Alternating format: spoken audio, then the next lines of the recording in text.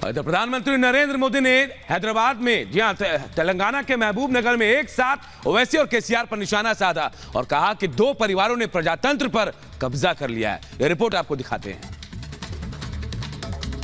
कांग्रेस और बीआरएस दोनों की नींद हराम कर दी है।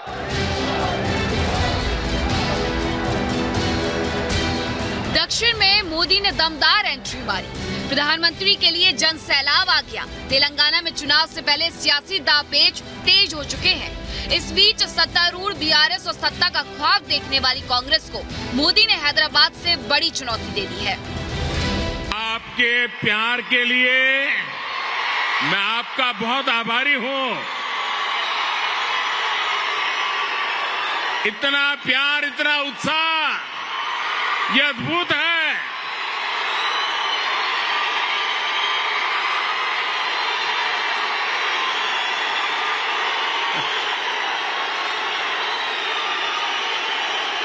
आपने तो कांग्रेस और बीआरएस दोनों की नींद हराम कर दी है।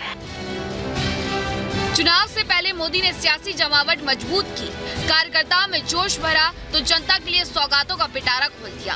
13,500 करोड़ की परियोजनाओं की नींव, कृष्णा स्टेशन से काचीगुड़ा ट्रेन का उद्घाटन, राष्ट्रीय हल्दी बोर्ड के गठन का ऐलान किया, नागपुर विजयवाड़ा कॉरिडोर की सौगात, मुलुगु में सेंट्रल ट्राइबल यूनिवर्सिटी बनेगी।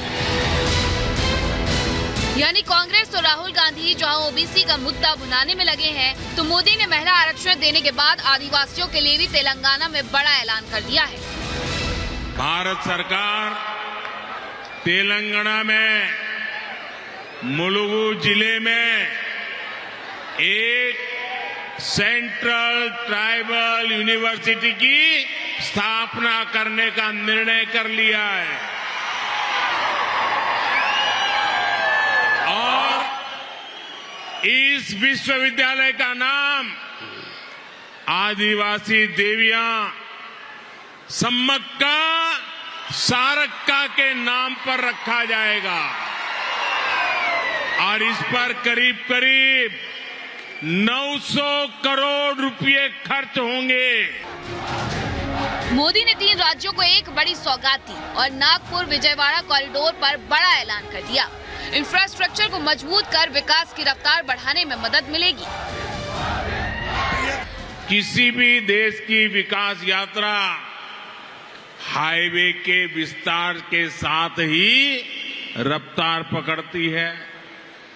2014 तक 2000 आंकड़ा याद रखना, 2014 तक तेलंगाना में 2,500 किलोमीटर नेशनल हाईवे का निर्माण किया गया था। लेकिन हम इतने ही लंबे हाईवे सिर्फ 9 वर्षों में पूरे करके दिखाए हैं। हमारा प्रयास है कि हर छोटे शहर, गांव, कस्बे के लोगों की बड़े शहरों तक पहुंच आसान हो। इससे व्यापारी, कारोबारी, नौकरी पेशा, छात्रों, प्रोफेशनल्स और किसानों को बहुत फायदा होगा। किसानों के लिए भी पीएम मोदी ने हल्दी बोर्ड बनाने का फैसला किया है। इस घोषणा से सूबे के हजारों किसानों को फायदा होगा। तेलंगाना के हल्दी किसानों से जुड़ी बहुत बड़ी घोषणा की है। भारत विश्व में हल्दी का सबसे बड़ा प्रोड्यूसर, कंज्यूमर और एक्सपोर्टर है।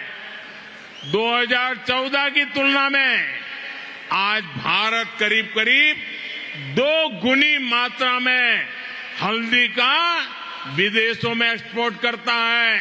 अब भाजपा सरकार ने तय किया है कि देश में एक अलग नेशनल टर्मरिक बोर्ड बनाया जाएगा। दिसंबर तक तेलंगाना समेत 5 राज्यों में विधानसभा चुनाव होने हैं। ऐसे में मोदी मैराथन दौरे कर रहे हैं। हैदराबाद में 2 जगह सभा कर मोदी ने विरोधियों को भी जमकर आड़े हाथों लिया। ओवैसी और केसीआर का नाम तो नहीं लिया, लेकिन बहुत कुछ कह दिया। तेलंगाना की प्रगति को दो फैमिली रन पार्टीज ने रोक के रखा है। इन दोनों ही फैमिली रन पार्टीज की पहचान करप्शन और कमीशन से है।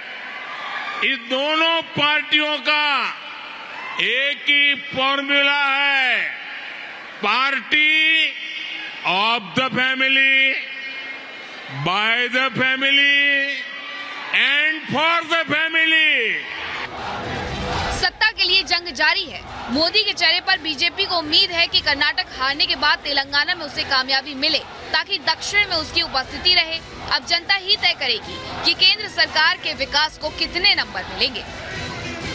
Bureau report, Republic Bharat.